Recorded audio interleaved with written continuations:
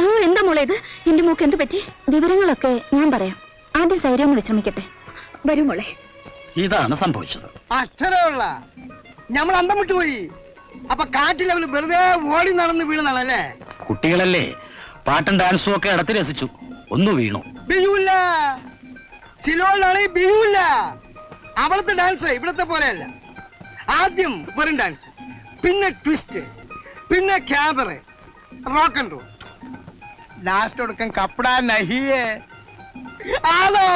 Bye bye. സിലോണിലൊക്കെ പോയിട്ടുണ്ടല്ലേ? അതല്ലേ നമുക്ക് സിലോണി ഹമീദ് സാഹിബ് എന്ന ക്വാളിഫിക്കേഷൻ. അബ്ദുറഹ്മാൻ ഹാജി മരിച്ചതിന് ശേഷം ഇവിടുത്തെ കാര്യങ്ങൾ നോക്കാൻ ബലമായിട്ടൊരു സെക്യൂരിറ്റി ഫോഴ്സ് ഇല്ല. അതുകൊണ്ട് നമ്മുടെ അനിയൻ നമ്മളെ ഇവിടെ ഫിക്സഡ് ഡെപ്പോസിറ്റായി.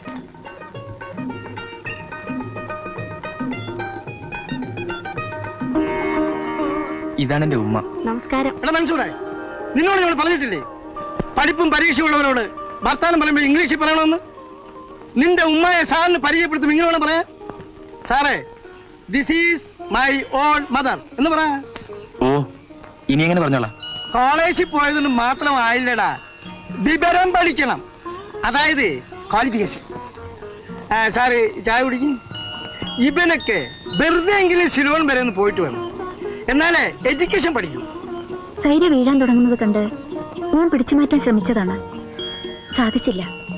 നീ ഇരിക്കും മോളെ.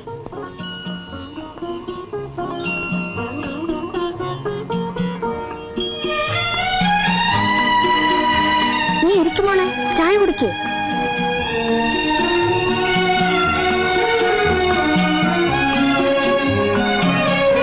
കുടിക്കൂ ഷാഹിദ.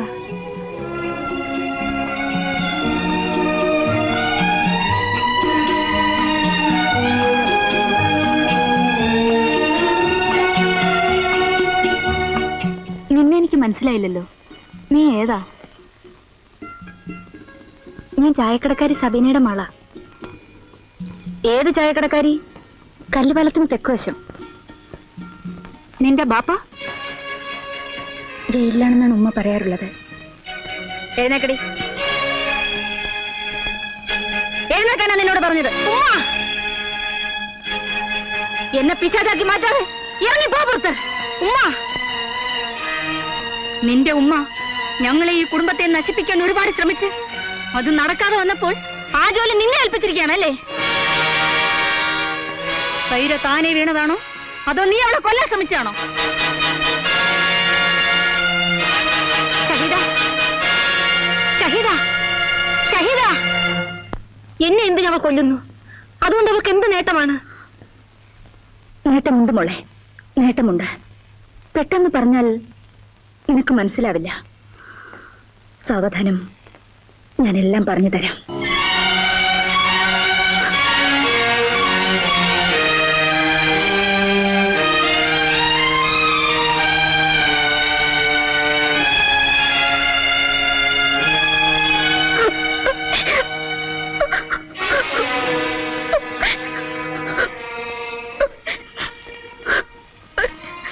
എന്താ മോളെ, എന്തിനാ കരയണേ? അബ്ദുൾ റഹ്മാൻ ഹാജിയാരുടെ പേരക്കിടാവ് സൈരയോട് ഉമ്മയ്ക്ക് എന്തെങ്കിലും വിരോധമുണ്ടോ? ചോദിക്കാൻ കാരണം, പഠിക്കാൻ പോയ സ്ഥലത്ത് സൈര അറിയാതെ പുഴയിൽ വീണു, മുറ്റ പൊട്ടി. അവളെ കൊണ്ടാക്കാൻ ഞാനും ആ വീട്ടിൽ പോയി. അവളുടെ ഉമ്മ പറഞ്ഞു ഞാൻ മനഃപൂർവ്വം അവളെ കൊല്ലാൻ തള്ളിയിട്ടതാണെന്ന്. ഞാൻ എന്തിനു സൈരയെ കൊല്ലണം? ആ സ്ത്രീ എന്തോ തെറ്റിദ്ധരിച്ച് പറഞ്ഞാണ് മോളെ. സൈര മരിച്ചാൽ അവളുടെ സ്വത്തിന് നീ അവകാശമാകുമോ എന്ന് അവർ സംശയിച്ചു കാണും. അതെങ്ങനെ ഉമ്മ? സൈര മരിച്ചാൽ അവളുടെ സ്വത്തിന് ഞാൻ അവകാശമാകുന്നത്? നിങ്ങളുടെ രണ്ടുപേരുടെയും ബാപ്പ ഒന്നാണ് മോളെ. ഞങ്ങളുടെ രണ്ടുപേരുടെയും ബാപ്പ ഒന്നോ? അതെ മോളെ. പിന്നെ എങ്ങനെ അവര് പണക്കാരും നമ്മൾ സാധുക്കളുമായി? ഉമ്മ ഇനിയും എന്നിൽ നിന്ന് ഒന്നും ഒളിക്കുന്നില്ല മോളെ. എല്ലാം ഞാൻ പറയാം. നിന്റെ വല്യപ്പ, അതായത് എന്റെ ബാപ്പ, ഒരു പാവപ്പെട്ട മീൻ കച്ചവടക്കാരനായിരുന്നു. വച്ചില്ലെങ്കിൽ നീ വെക്കില്ലല്ലേ? ഇല്ല. ഞാൻ കുറച്ച് കാശ് തരാണ്ടെന്ന് വെച്ച് കച്ചവടം നടക്കുന്നു. പോടാ പോടാ. നമുക്ക്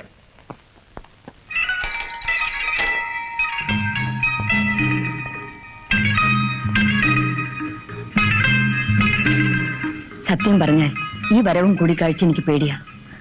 കണ്ണിൽ ചോരയില്ലാത്ത മനുഷ്യന്മാർ പലതും പറഞ്ഞുണ്ടാക്കും. ആരെന്തും പറഞ്ഞോട്ടെ, എനിക്ക് ജീവനുണ്ടെങ്കിൽ നിന്റെ കഴുത്തെ ഞാൻ മിന്നു കിട്ടും. അല്ലോ പാപ്പ വരണേ.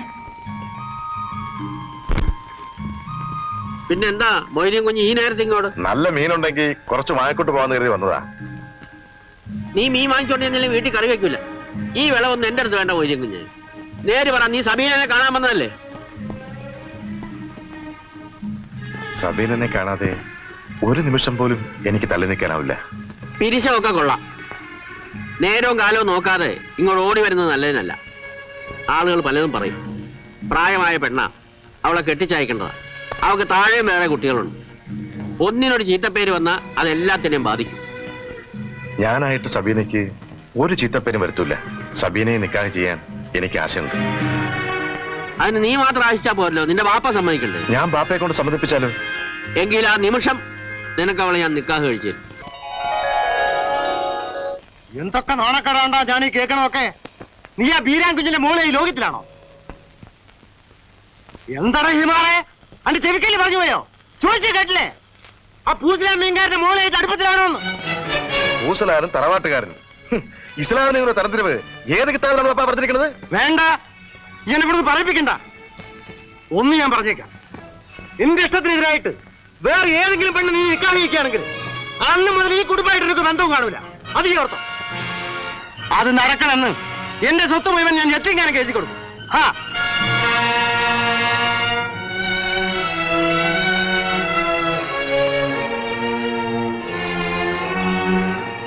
ബാപ്പയ്ക്ക് ഇഷ്ടമില്ലാത്തൊരു നിക്കാഹ് ഞാൻ നടത്തിയാൽ സ്വത്ത് മുഴുവൻ യത്തീംഖാനക്ക് എഴുതി കൊടുക്കുമെന്നാണ് ബാപ്പ പറയുന്നത്.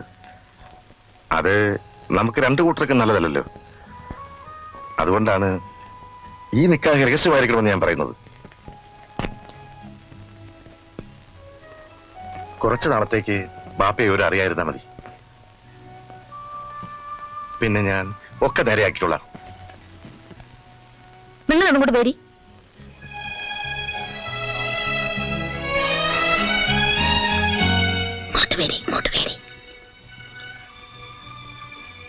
നിങ്ങൾ എന്തിനാ അങ്ങനെ എതിര് പറയണേ?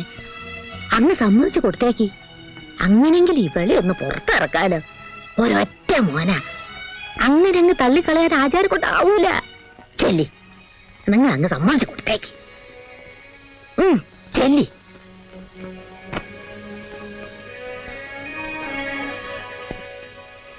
ശരി, നീ പറയും പോലെ നമ്മൾ നിക്കാഹ് നിർത്തിത്തരാം. പക്ഷെ ഒരു കാര്യം, നിക്കാഹിന് ശേഷം എന്റെ മോള് എന്തെങ്കിലും കാരണത്തിൽ കണ്ണീര് കുടിക്കേണ്ടി വന്നാൽ പിന്നെ ഈ കാണുന്ന വീരാങ്കുഞ്ഞാവൂല അന്ന് നീ കാണാൻ പോണം. كما صليت على إبراهيم وعلى آل إبراهيم وبارك على محمد وعلى آل محمد كما باركت على إبراهيم وعلى آل إبراهيم في العالمين إنك حميد مجيد. എന്റെ മകൾ സബീന ബീവിയെ ഞാൻ നിങ്ങൾക്ക് 19 മിസ്കാൽ പൊന്നിന് വിവാഹം ചെയ്തു തന്നിരിക്കുന്നു. നിങ്ങളുടെ മകൾ സബീന ബീവിയെ 19 മിസ്കാൽ പൊന്നിന് ഹലാലായി ഞാൻ ഏറ്റുവാങ്ങിയിരിക്കുന്നു. സബീന, മീതിയും കുഞ്ഞ് രാത്രിയിൽ എവിടെയാ പോകണമെന്ന് അന്വേഷിച്ചറിയാൻ പറഞ്ഞിട്ട് മുസ്ലിയാർ അന്വേഷിച്ചോ? അന്വേഷിക്കുക മാത്രല്ല, സംഗതി കണ്ടുപിടിക്കുകയും ചെയ്തു. ആ ബീരാങ്കുഞ്ഞിന്റെ പുരയില ഓന്റെ അന്ത്യോർക്കം അൽക്കുൽത്ത്. അല്ലാഹ്, ഈ പഹയൻ മോൻ ഈ കുടുംബത്തിന് മാനം കെടുത്തു. ഇലാഹി, ഞമ്മക്ക് ഒന്ന് തോന്നുന്നുണ്ട് ആചാരിക്ക, മൊയ്തീൻ കുഞ്ഞിനെ കൊണ്ട് ഉടനെ തന്നെ ഒരു പെണ്ണേട്ടിപ്പിക്കാൻ, തൊട്ട് തലോടി കൊഞ്ചിക്കൊഴയാൻ കിളി പോലത്തെ ഒരു പെങ്കൊച്ചിനെ കിട്ടിയാല് പിന്നെ ഓൻ ഈ അൽക്കുലത്തിനൊന്നും പോവില്ല. എന്തേ? നേരാ മുസ്ലിയാർ പറഞ്ഞത്. ബാപ്പ നിനക്ക് വേറെ പെണ്ണന്വേഷിക്കുന്നു കേട്ടല്ലോ? ഞാനും കേട്ടു. കേട്ടോ? എന്നിട്ട് നീ എന്ത് ചെയ്തു? ഞാനെന്ത് ചെയ്യാനാ? എന്ത് ചെയ്യാനെന്നോ? ബാപ്പ നിക്കാഹ് ഉറപ്പിച്ചാൽ നടക്കും. അന്ന് നിന്റെ മയ്യത്തായിരിക്കും തോന്നുന്നു. ഞാൻ മയ്യത്തായാൽ നഷ്ടം നിങ്ങളുടെ മകക്കായിരിക്കും. എടാ, നിന്റെ തലക്കിടി വീഴടാ. ഉമ്മ വെറുതെ ഇല്ല, ഞാൻ അതിന് സമ്മതിക്കില്ല. ഈ നിക്കാഹിന്റെ കാര്യം ഞാൻ നിന്റെ ബാപ്പയോട് പറയും. എല്ലാരും അറിയട്ടെ. അറിയട്ടെ? ആര് വിശ്വസിക്കാനാ? സബീനയെ ഞാൻ നിക്കാഹിയതിന് എന്താ തെളിവ്? ഖത്തീബ് സാക്ഷിയുണ്ട്. കള്ളസാക്ഷി പറയാൻ ആർക്കാ സാധിക്കാത്തത്? അപ്പോ നീ സബീനെ നിക്കാഹ് ചെയ്തിട്ടില്ലെന്നാണോ പറഞ്ഞുകൊണ്ടുവരുന്നത്? നിങ്ങൾ അതിന് വഴിവെച്ചാൽ എനിക്കിങ്ങനെ പറയാതിരിക്കാൻ പറ്റില്ല. മറ്റെന്തിനേക്കാളും എനിക്ക് വലുത് എന്റെ ബാപ്പയുടെ സ്വത്താണ്. അത് നഷ്ടപ്പെടുന്ന ഏത് സാഹചര്യത്തെയും ഞാൻ എതിർക്കും. ഞാൻ പറയുന്നതനുസരിച്ചാൽ എല്ലാവർക്കും നന്ന്. കുറെ കാലം കൂടി ഈ നിക്കാഹിന്റെ കാര്യം ആരെയും അറിയിക്കണ്ട. അതുകൊണ്ട് സവീനയ്ക്ക് ഒരു കോട്ടം ഉണ്ടാകാൻ പോകുന്നില്ല. എന്റെ മരണം വരെ ഞാൻ ഇവളെ നല്ല രീതിയിൽ സംരക്ഷിക്കും. അങ്ങനെ ഞാനും നിന്റെ ബാപ്പയും തമ്മിലുള്ള വിവാഹം രഹസ്യമായിട്ട് തന്നെ സൂക്ഷിക്കേണ്ടി വന്നു. നിന്റെ ബാപ്പ വിവാഹിതനാണെന്ന് വിവരം മനസ്സിലാക്കാതെയാണ് മോളെ നിന്റെ വല്യപ്പ എന്നെ അദ്ദേഹത്തിന് നിക്കാഹ് ചെയ്തു കൊടുത്തത്. നിക്കാഹ് ചെയ്ത ദിവസം നിങ്ങൾ ഈ ചെയ്തത് കടുങ്ങയായി പോയി. ആ പെൺകുട്ടി ഇപ്പോ എന്തുമാത്രം വേദനിക്കുന്നുണ്ടാവും. ഒരു ഭാര്യയ്ക്ക് വേണ്ടിയല്ല ഞാൻ അവളെ വിവാഹം കഴിച്ചത്. ബാപ്പയുടെ സ്വത്ത് മാത്രമാണ് എന്റെ ലക്ഷ്യം.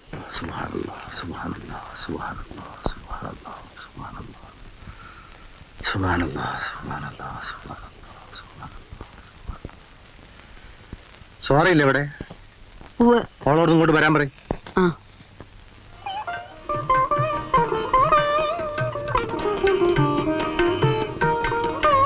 മോളെ നിന്നെ മാമ വിളിക്കുന്നു.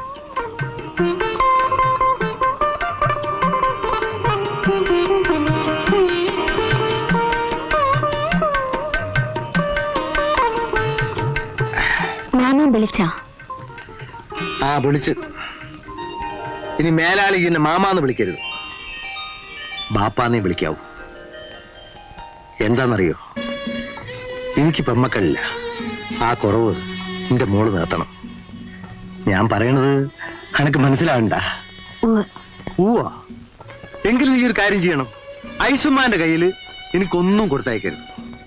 ചായ ആയാലും ചോറായാലും എല്ലാം നീ എന്നെ കൊണ്ടുതരണം. ഞാനിത് പറയണത് എന്തുകൊണ്ടാന്ന് എനിക്ക് മനസ്സിലായ? മനസ്സിലായി. എന്ത് മനസ്സിലായി? നിന്റെ കൈ കൊണ്ട് വാങ്ങി തിന്നാൻ ലാശ കൊണ്ടാണ് മോളെ. ശരി മാമ. പിന്നെയും തുടങ്ങി മാമാന്ന്. ബാപ്പാന്ന് വിളിക്ക്. ബാപ്പാന്ന്. ശരി ബാപ്പ. ബാപ്പാക്ക് തൃപ്തിയായി മോളെ. ഇനിയിപ്പൊ തന്നെ ബാപ്പ മയ്യത്തായാലും ബാപ്പാക്ക് സന്തോഷം തന്നെ.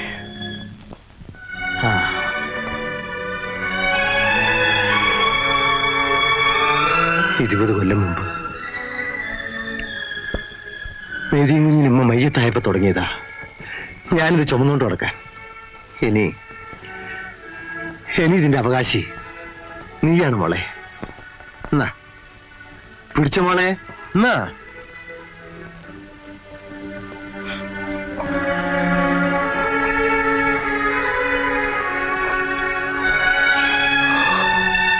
അപ്പൊ പിന്നെ താഹിറാനും നദീറാനും കെട്ടിച്ചയക്കേണ്ടതാണ് നീ പറയുന്നത്? എന്ന് ഞാൻ പറഞ്ഞില്ലല്ലോ. പിന്നെ നീ ഇപ്പൊ പറഞ്ഞതിന്റെ അർത്ഥം എന്താണ്? അവരെ കെട്ടിച്ചയക്കാൻ പണം വേണ്ടേ? ഈ കാര്യം മൊയ്തീനോട് പറയാൻ പറഞ്ഞപ്പോ നീ ചൂടായില്ല. അങ്ങോർക്കല്ലല്ലോ ഇവരെ കെട്ടിച്ചയക്കേണ്ട ചുമതല. എന്നങ്ങ് നീ തീർത്തു പറയരുത്. വീട്ടിലൊരു പുതിയാപ്പിള ഉണ്ടെങ്കിൽ കുടുംബത്തിലെ കാര്യങ്ങൾക്ക് കുറച്ചൊക്കെ ചുമതല അവനും കാണും. അവക്കൊരു കെട്ടിയവനെ കിട്ടിയപ്പോ ബാപ്പയും വേണ്ട, ഉമ്മയും വേണ്ട, അനീത്തിമാരും ആങ്ങളെ ആരും വേണ്ട. എന്താ ഒരു ബഹളം? ബഹളോ? ഇവിടെ ബഹളമൊന്നും ഉണ്ടായില്ല. അതോ മോനെ, അമ്മായി പറയാ ദല്ലാളാരെ അംസക്കോയക്ക താഹിറാക്കും നദീറാക്കും ഓരോ കല്യാണക്കാരും കൊണ്ടുവന്ന് തിരക്കിയ കൂട്ടത്ത് തരക്കേടില്ല എന്ന് തോന്നി.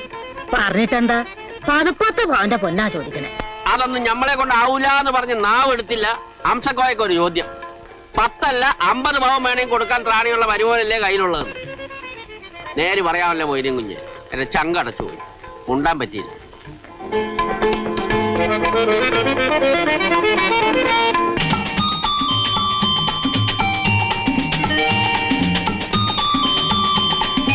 സൂര, എനിക്ക് വല്ലാതെ വിശക്കുന്നു. ചോറില്ലേ? ഇപ്പൊ കൊണ്ടുവരാം.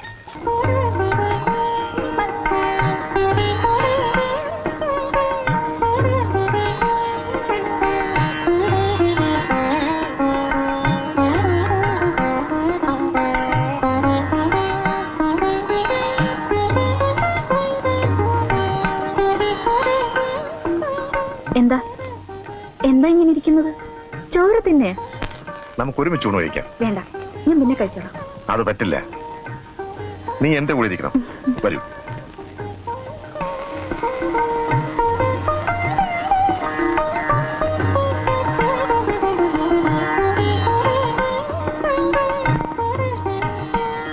എന്നെ ഈ അവസരത്തിൽ സുഹറ മനസ്സറിഞ്ഞും സഹായിക്കണം. ഞാൻ നിങ്ങളെ സഹായിക്കേ. എന്താ കാര്യം?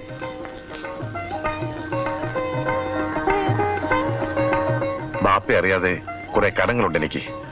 ഉടനെ അത് വീട്ടേണ്ടി വന്നിരിക്കുന്നു. ഇല്ലെങ്കിൽ മാനക്കേടാവും. അതിന് ഞാനെന്താ വേണ്ടത്? എനിക്ക് നിന്റെ കുറെ സ്വർണം വേണം. പണയം വെക്കാനാ. ഉടനെ എടുത്തു തന്നേക്കാം. എന്താ നിനക്കൊരു വിഷമം? സ്വർണം തരാൻ ബുദ്ധിമുട്ടാണോ? ബുദ്ധിമുട്ടോ? എന്നെ തന്നെ ഞാൻ നിങ്ങൾക്ക് തന്നു കഴിഞ്ഞു. പിന്നീട് സ്വർണം ഉള്ളത് മുഴുവൻ തരാൻ ഞാൻ ഒരുക്കമാണ്. മുഴുവനൊന്നും വേണ്ട. തൽക്കാലം 40 പവൻ മതി. എന്ത് സുഹൃ.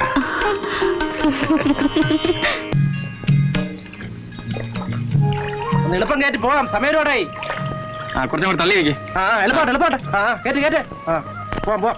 വിട്ടോ. വെക്കോട്ടെ. അലക്കുലത്തെ അവിടെ നിർത്ത്. നമ്മളെ മരുന്നേ.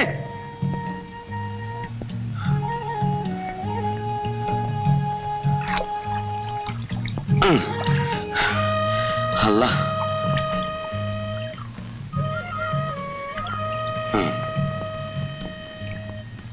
എനിക്ക് ഈ അൽക്കുലത്തൊക്കെ ഇവിടുത്തെ നിൽക്കാനും കൊണ്ടുപോവാ.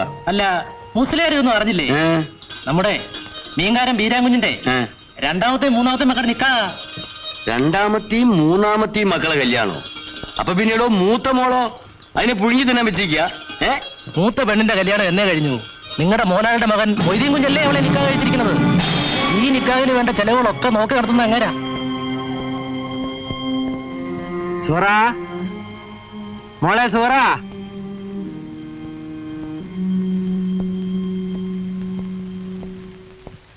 സൂറ കിടക്കണം. കിടക്കണ? എന്തു പറ്റി? തലക്കൊരു കനം. 2-3 വട്ടം ഛർദിക്കുകയും ചെയ്തു. ഡാക്ടറെ വിളിപ്പിക്കണോ?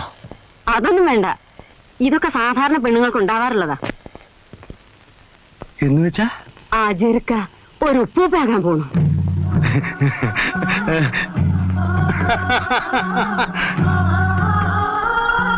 കുഞ്ഞിക്കൊച്ചു മനസ്സിലായി വിവരം അറിഞ്ഞ അദ്രമാനാജി ഒരു ഉപ്പൂപ്പയാവാൻ പോണു.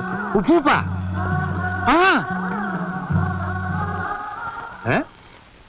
എന്തോടോ മര്യാദ, എനക്കൊരു സന്തോഷം കാണാത്ത? ഒന്നുമില്ല. നോണ പറഞ്ഞ എന്റെ അടുത്ത് തടിയപ്പാന്ന് ഈ കിരാ കാണണ്ട. കാര്യം പറ. ആചാരിക്ക ഇപ്പൊ അതറിയണ്ട. ഇപ്പൊ അറിയണ്ടെന്ന് പറഞ്ഞാല് പിന്നീട് അറിയാൻ വിരോധമില്ലെന്ന്. എങ്കിൽ അതെനിക്കിപ്പൊ തന്നെ അറിയണം. പറയും മര്യാദ, കാര്യം എന്താ? മൊയ്തീൻ കുഞ്ഞ് വേറെ പെണ്ണിട്ടിരിക്കുകയാണ്. മീൻകാരൻ ബീരാങ്കുഞ്ഞിന്റെ മൂത്ത മോളെ.